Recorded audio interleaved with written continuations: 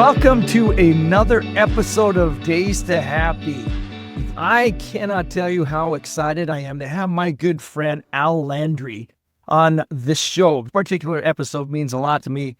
Al and I have known each other for 17 years. I feel like I've known you since we were babies. You know, right?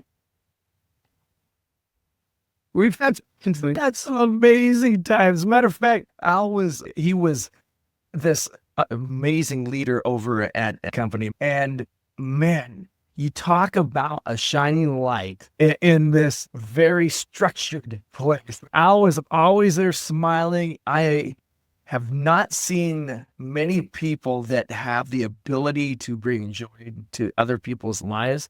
Al's journey has been fantastic. He's a West Point graduate. You were a colonel when retired from the military, right? That's correct. Yes, General Petraeus was a classmate of his, and I remember he was referring to him as Dave. Yeah, talking about the General David Petraeus. This is the kind of individual that Al is. He looks at you as the individual you are and has overcome so many different things, especially as you can well imagine the military, but also personally, this is just a few months back, was diagnosed with cancer, and you would never know it. I thought it'd be interesting to talk with Al and get into a lot of those journeys. Al, sorry for the long introduction. I got my money's worth.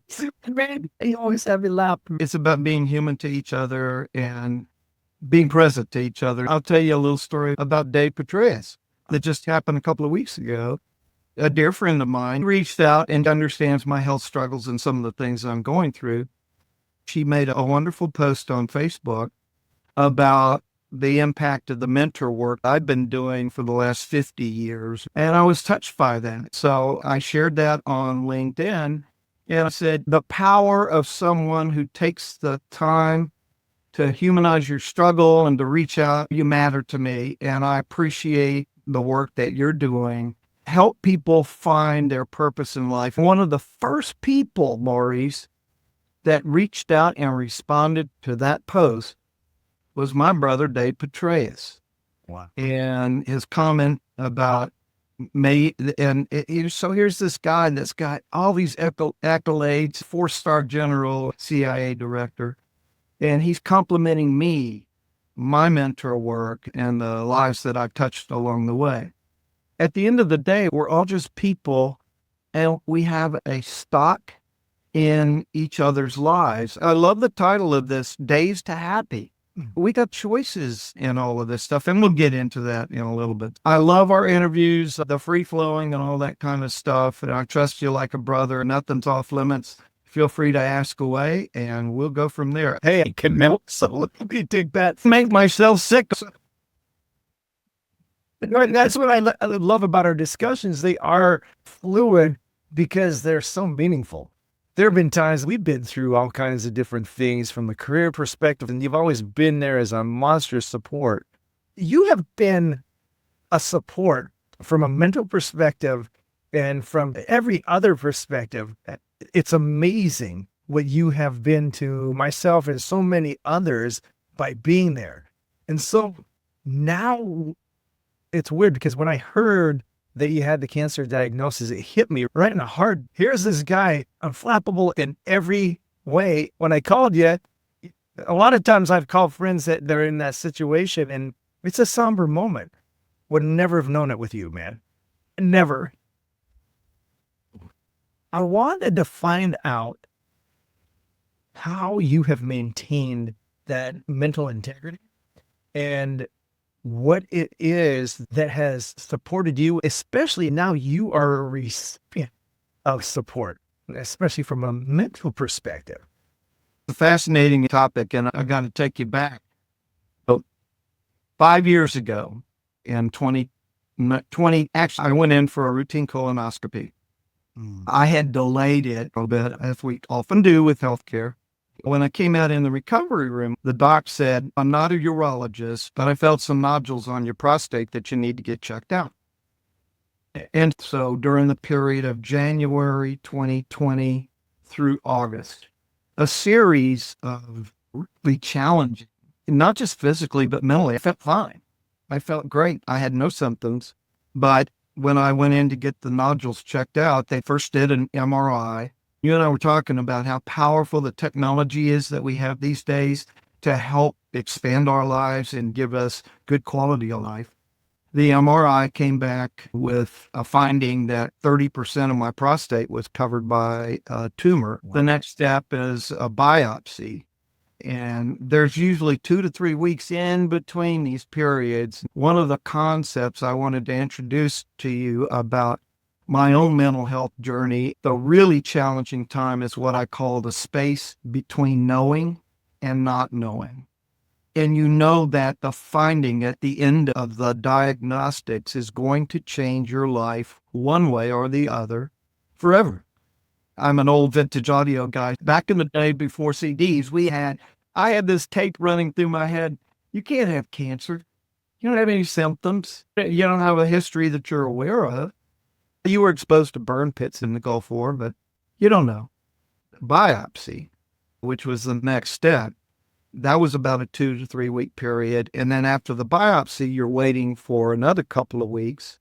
And in that period of time, I had this constant tape running through my head. You can't have cancer. You don't have cancer. And so when Paul and I, my wife, we just celebrated our 51st anniversary, that is part of the whole mental health journey, is having someone who loves you and takes care of you and supports you no matter what, is committed to you. When the biopsy happened, and we hope for the best, I walked into the urologist. He sat down and he said, "You have cancer." That's the first part. The second part is for those that don't know, and there are some high-level people that are spreading this information about the way prostate cancer works. When you do a biopsy, you get what's called a Gleason score. And that's where the people that take the biopsy check the cells. They'll do a needle biopsy and pull 9 cores, and then they'll check them. You get a Gleason score, and a Gleason score is a measure from 1 to 9 about the aggressiveness of the cancer. I just got hit in the gut with it. You have cancer. You can't believe it. That's the first thing. You can't believe you have it. The words you never want to hear. The next thing that I didn't want to hear at all is my Gleason score was 7 out of 9. Oh, wow. I had a great aggressive cancer. And the urologist said, in a comforting way, this isn't a death sentence. Well, it's not something that we need to take care of within a matter of days or weeks, but it is something we need to take care of in a matter of months. Okay.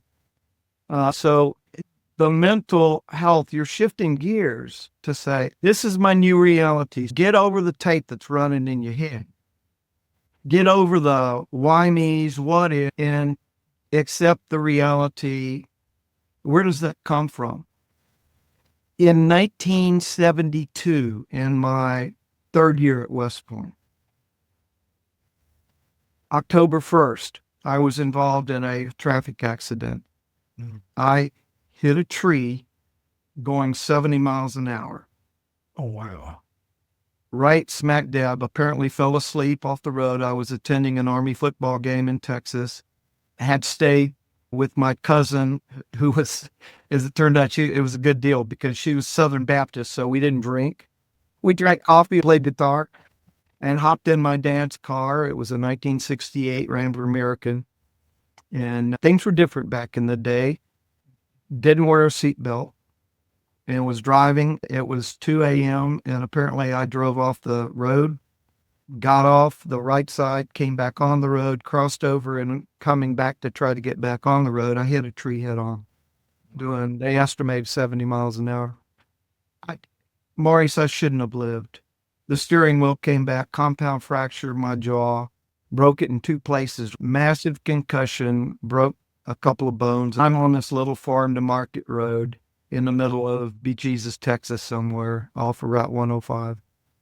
There was a house nearby, but the gentleman that lived there had a heart attack previously, and he heard the impact. He was afraid to get up because he didn't want to have another heart attack.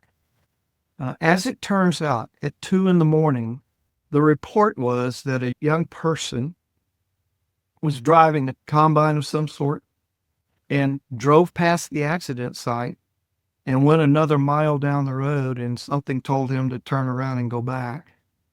He found me. I still get goosebumps. He found me outside of the car. My door was locked. The impact had thrown the battery 100 feet out in front. The transmission was in the back seat. It's the most incredible experience. And here I am in the middle of nowhere, and I am dying just from the compression of my neck. The steering wheel got warped by the impact on my head. And the docs, so what happened is this kid drove by, came by, saw me. He got medical help there. Honest to God, Maurice, I am convinced there are angels on this earth. Oh, yeah. And this kid was an angel. And however he found me, they stabilized my condition at the Conroe Hospital, ambulanced me back to my hometown in Baytown, Texas, where I had been an x-ray technician in high school. So these are all people that I knew. I was in the emergency room for quite some time. They stabilized my condition. I was in surgery for over 4 hours. I came out, had a heart attack, a reaction to the anesthetic. When I woke up, I was in the ICU. I can remember the dream that I had. I was standing on top of the church in my hometown in Baytown, St. Joseph's Catholic Church, and I was standing on top of the church, and there were 3 angels Right. holding me up. 10 days later, I was out of the hospital attending classes at West Point. 10 days. 10 days. It was stunning. And at that time, when I was in the ICU, I can remember, you don't know the time of your coming or your going. And I had this faith, this belief that things happen for a reason. And so part of this journey I'm going through now is trivial compared to what I went through in that time. It was this faith that everything happens for a reason. I was intended to live. In the 50 some odd years that have passed since then, I've tried to make it count, make it matter. Bringing joy is one of the ways that I do that. And over the years, Maurice, it has always reminded me that no matter what the circumstances are, whether it's personal, professional, health, or whatever, you don't control that. What you do control 100% of the time, the only thing you control 100% of the time is your attitude. I was looking on LinkedIn one time, and there was this young African American who was quoting his grandmother. And his grandmother said, "Your altitude is determined by your attitude." That stuck to me like oatmeal in my belly. How you get through a crisis is to have a grounding effect that gives you a perspective, to believe that you're here for a reason. And when this lasts, so back to the first cancer, I had a procedure called a HIFU, a high intensity focused ultrasound. It ablates the tumor and burns it. And then they continue to monitor my PSA level for the next several years. My PSA was 0 after the initial thing, but it continued to rise a little, still low, but continued to rise. And over the last year, it essentially doubled. And even though it was low, my urologist was worried about it, the space between the knowing and the not knowing. 70% of prostate cancer survivors don't relapse. The cancer doesn't come back. Wow, 70%. So I thought I was in that 70%, but God had different ideas. I was in that 30%. They went in, again, the same process. They had an MRI. The MRI found a lesion that they thought was suspicious in the area of my prostate. So the next step was waiting in between was a biopsy. They biopsy, and guess what? Once again, there's that track running in your head. Can't be cancer. It's cancer. And not only that, Maurice, this time I got treated to a Gleason score of 8 out of 9. It's even more aggressive than the last time. They do another series of technology tests that just stagger the mind. They did what's called a PET. I don't even remember what the letters stand for, but it's a PET, CT / PSMA. Okay, what that means is fancy terms for they inject a radioactive dye in your system, and that dye is attracted to the cancer cells. And the reason they do this test is to see if your cancer has metastasized outside of the prostate area. Okay. Yeah, exactly. And so this period in between this time was an even greater struggle because the metastasis, had it been there, would have had a profound effect on the prognosis and everything. Okay, so as it turns out, we go to see my urologist and he says, congratulations, it appears that from the PET scan that your cancer has not spread beyond the prostate. So I'm recommending, and he answered a whole bunch of my questions about possible treatment options, what do we do, and so forth. The end of that was the knowing. Now I'm in the knowing phase. I have cancer, it's aggressive, and I have a recommended treatment plan from my urologist. I'm just so grateful and thankful. Oh, by the way, when I go back to my original cancer, 2020, what was going on? COVID. It was right during the height of COVID that all these healthcare professionals, they risked their safety and health. They risked their lives to perform all those diagnostic tests and to treat me in the middle of the worst healthcare crisis our nation's had in decades. Wow. So this time it's back in and I'm doing, like I said, hormone therapy, and it purposes to reduce the testosterone that feeds the cancer. As I shared with you at the beginning, I want to get in touch with my feminine side and hopefully grow some hair. We'll see. Looking for the positives there. I have been referred to Emory, which has proton therapy, more targeted radiation. That first consult is the 5th of August. So yeah, I'm positive. I'm positive and grateful. I can't control that I have cancer. I can control my attitude about it. And I can help your journey here of Days to Happy and your goal of 1 million people. When you go into a hospital and you're going to do an MRI or a PET scan or a CT, the people at the front desk don't want to be there. The patients in the lobby, they don't want to be there. And you can feel it when you walk in, just such a mentally depressing state to be. So I got a goal, man. My goal is to make people laugh. They may laugh at me or they may laugh with me. I'm going to make them laugh. And that's what I do. I make them feel good about themselves. In this last treatment, when I was waiting to go in for the biopsy, I noticed the recovery room nurse. She comes in there to treat me and stuff, and I noticed on the wall was a little whiteboard. Every time I have a procedure, I ask for Cheez-Its after it's over.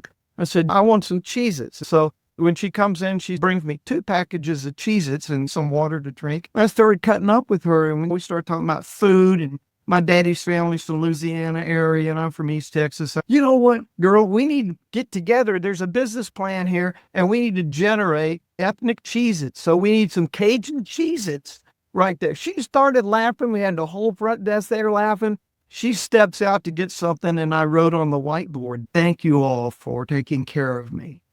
And I said my name and put a heart on it. She walked in. She almost started crying. She hugged me and said, you just made my day.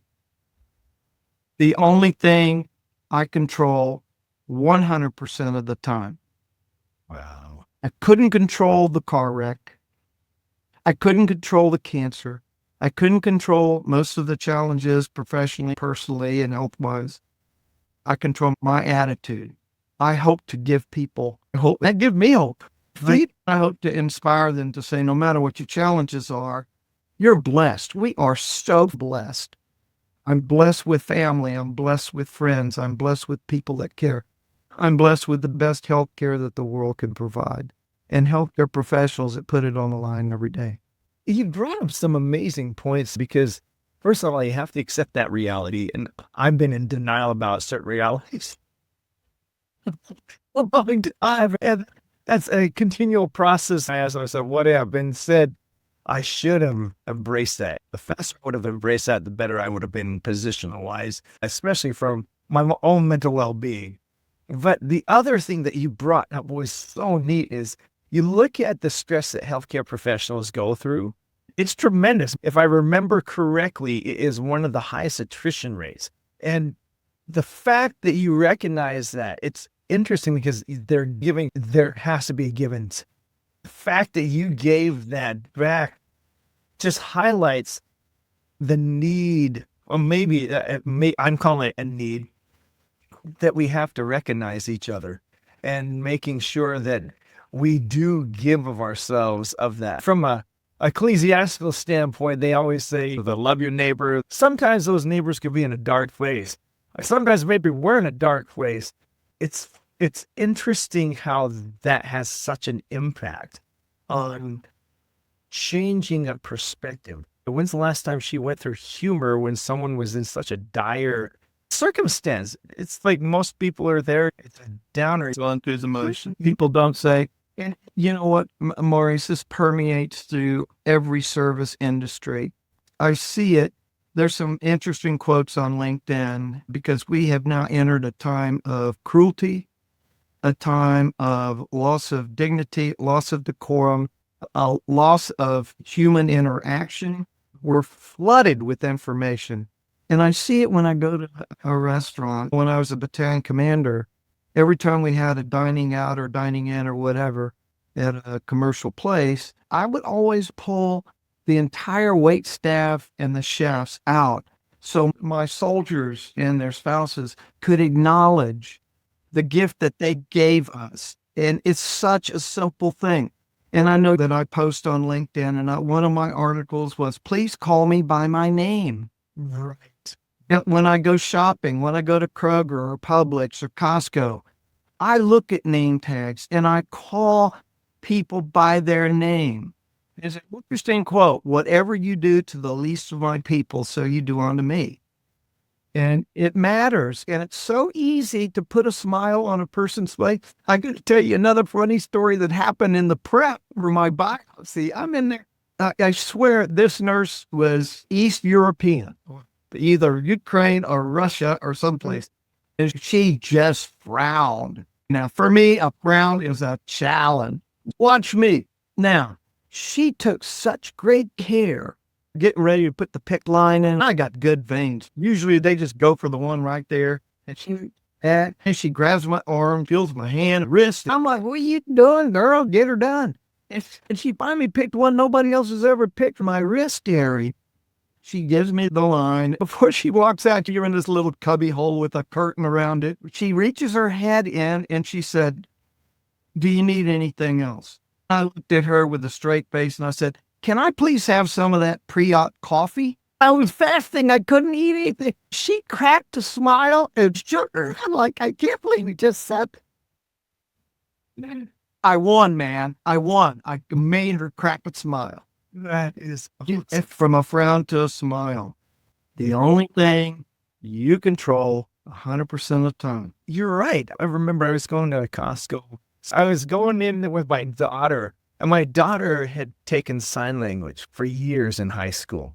Walking in, had a tag, I'm hearing impaired. She signed to her like a sentence, and I've never seen a quicker smile in my life. It radiated so much. It just made me smile, made other people around her smile. It was amazing. And you talk about getting out of your bubble by simple things, really simple things. And so that is an amazing place. I'm wondering, have you ever been in a place where you couldn't get out of it? What happened to make it so that you could get out of that pickle? Because I've been there multiple times. How did you get out of that mindset? Okay, so I will answer your question. I don't want to forget some key points. I want to go back up to something else that you said that was really important. How to get out of funk. Yes. That's a great way to put it. The business about denial and how you overcome that was a really key point. And you and I have talked this before. There's such beauty in story. Yes. And where does story come from? It doesn't come from AI. It doesn't come from LinkedIn. It certainly doesn't come from Facebook or Instagram or Twitter. It comes from human beings. Yes. And one of my dear friends for the last 15, 20 years, she lives in Basel, Switzerland, and she's actually Lithuanian. And a fascinating story, when she was younger and Chernobyl happened, they could see the plume from her home. Oh my. Okay, so now flash forward, I met her at a conference. I want to say it's probably around 2013 or 14, maybe before that. And we became good friends and colleagues, and we talk professional things all the time. She's incredibly accomplished, PhD, MBA, works with NSWS, incubator for and consultant, and she's a health coach and all this kind of stuff. And she was telling me the story about Chernobyl and seeing that as a kid in her yard. And it was November 2019, just before my cancer diagnosis.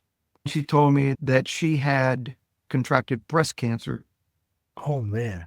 Yeah. And so for a period of months, here I was thinking I'm cancer free with this younger friend who is going through breast cancer. And she's a very interesting person, very spiritual person as well. Gets back to that concept I was talking about of integrity in my book, Growing Mentor Intelligence, about integrity is, it's not just telling the truth, it's being whole to yourself in mind, body, and spirit. Yeah. I was talking to her about her cancer, and she told me that her cancer was a gift. Wow. A gift. What a way to look at that. And I was shocked, as I understood that her cancer was fairly aggressive. And you always hope for the best. But when she told me that, I was curious, how is this a gift? And she says, I'm not the same person now that I was before. Right. And it changed her attitude about people, about life, and so forth. Like I said, in that period between the knowing, the not knowing, and the knowing, and then what you do with all of that. And that struck me as so insightful to view what most people like. Why me? Why did I get this? Why did I have to be the one? Why did God do this to me? It's like God gifted me with it.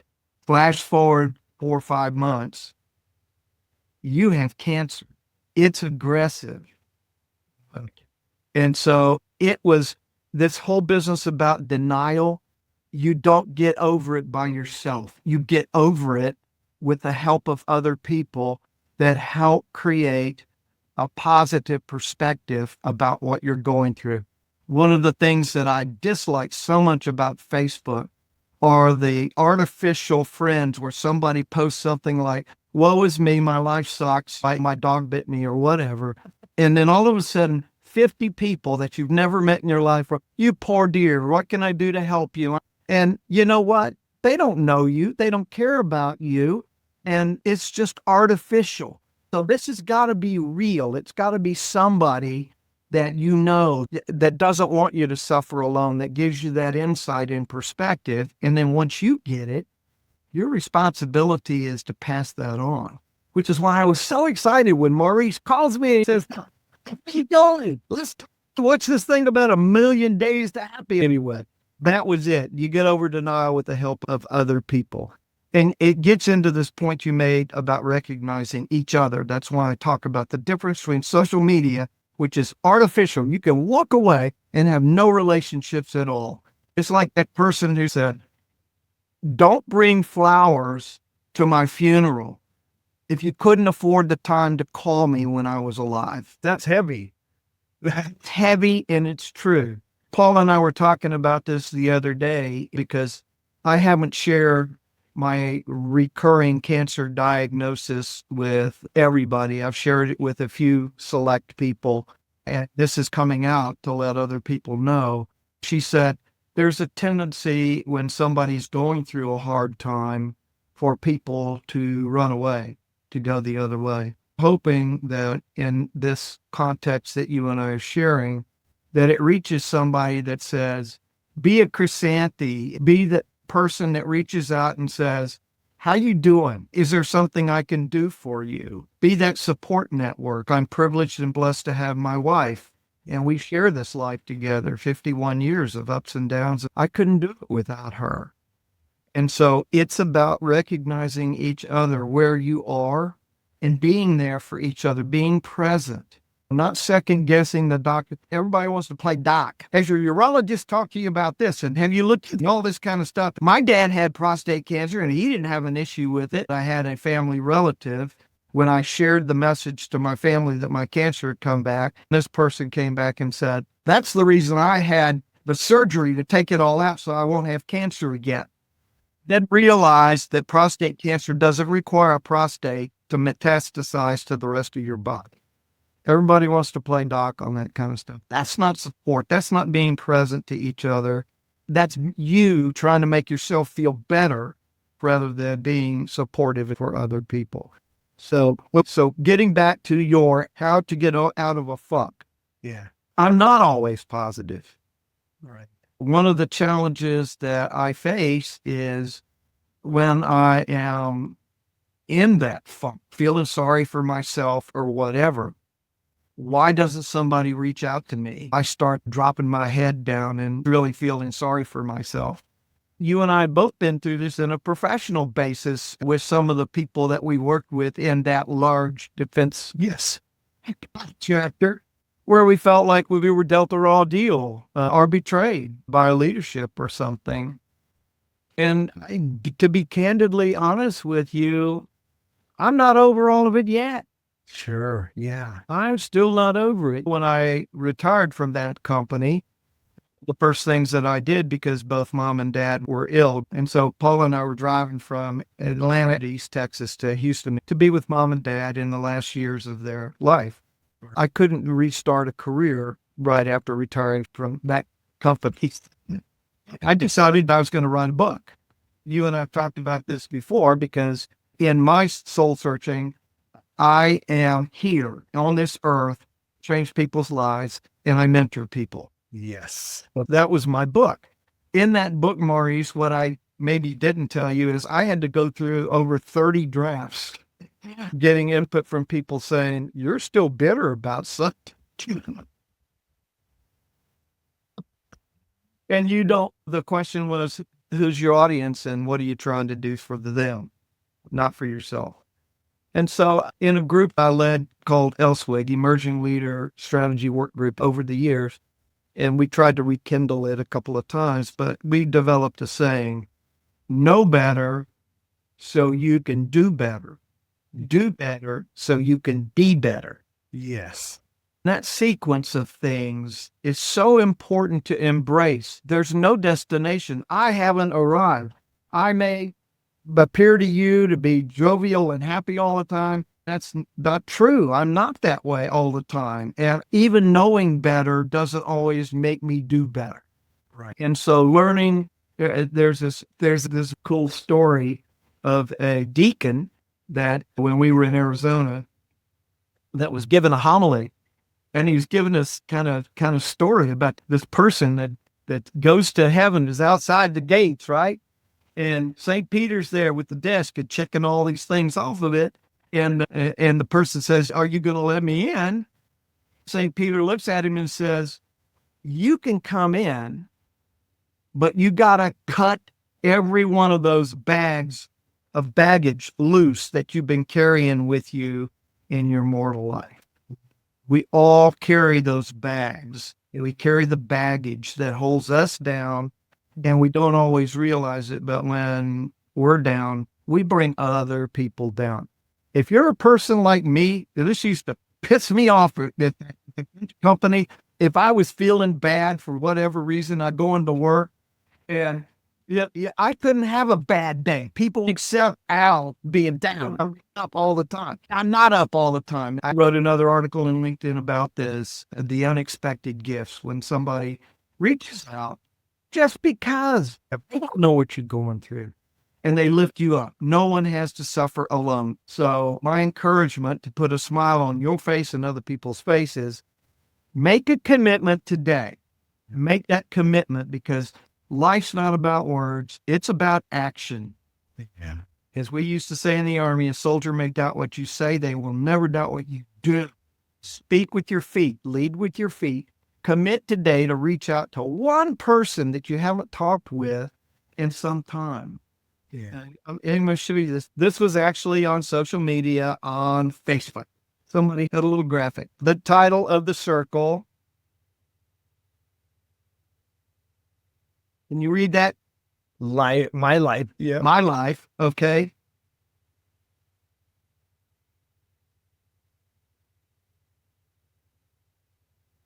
Yeah. Man, I'm anticipating what the rest of this is. Yeah. This is very insightful. It's not mine. It came from someone else. What you know about my life. Oh, we're full of assumptions. We think we know. Yes. We judge. And there's so much that we don't know about each other. And the smile on your face doesn't mean you're not suffering. Man, that's so incredible. It's ironic because I was speaking with someone that went through a pretty traumatic experience growing up. He said, I got angry because I made so many assumptions. The assumptions that people made about me. There was this photo recently. It was Prince Andrew. And it goes, what angle are you looking at? It looked like he's flipping somebody off from one camera. No. And instead, what he's doing is there was another camera angle of the same thing. And what he's doing is he's holding 3 fingers up. There's 3 points. But from the angle, it's like he was flipping the person off. God, so very oftentimes I think, I know what has caused me mental duress and then made me feel like an idiot afterward is making those assumptions and then finding out how inaccurate I was. And here's a sad thing. I do it over and over again.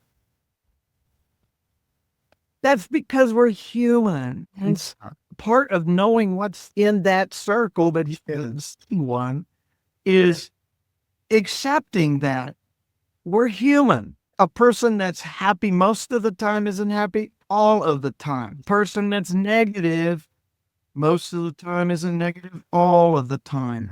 And it's about what community does. When the social fabric of a society deteriorates to social media and influencers, we're on a bad path. Yep. Leave your phone down, leave your social media out, reach out and see a person, talk to a person. Don't bring flowers to my grave if you can't talk to me and give me a phone call while I'm on this earth. Yeah, so true. My goodness, there's so many amazing nuggets of wisdom. Every time I speak with you, it's like this. And the funny thing is, afterward, I think about it and go, we should have talked about that too. Hey, Maurice, I got some time. Yes. So all you've got to do is get those little questions out and say, okay, this time we're going to talk about blank. I like that. I like that a lot. So we are at the 12:05. Believe it or not, an hour has. That's amazing. No, this is what I love about speaking with you. And quite frankly, when you have a connection like this, really does what makes it so special. Because I know I can give you advice. I go, Al, my day sucks, man. And to your point, it is that connection and being there. I have to tell this one story. It was actually an article about veterinarians and what the hardest thing for them to see is. I don't know if you've ever seen this or not, but they say that when a person brings in their pet to be put down, they can't handle it, so they walk out of the room. The animal is desperately seeking for their owner that they've had that relationship with. That's a hard thing, and I don't know where I'd be. My dog's laying at my feet right now. The temptation would be to leave the room, but when they need it most is when we feel it the most, is what I'm starting to see. What's interesting about your point there is leaving the room serves who?